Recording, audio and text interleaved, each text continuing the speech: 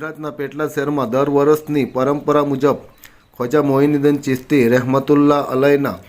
ઉર્સ પ્રસંગે ઈદે ચિશ્તીનું જુલુસ મોહરમ ચકલા છાલકીવાડા પાસેથી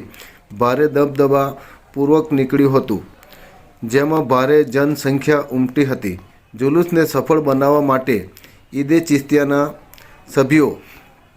મિર્ઝા વસીમ બેગ, બબલુ તથા સૈયદ તથા બાપુ નકીબ મિર્ઝા, ખલીલ શેખ તથા અન્ય સભ્યો ખૂબ જ મહેનત કરી હતી તથા પેટલાદ ટાઉન પોલીસ તથા પેટલાદ નગરપાલિકાની ખૂબ જ સારી કામગીરી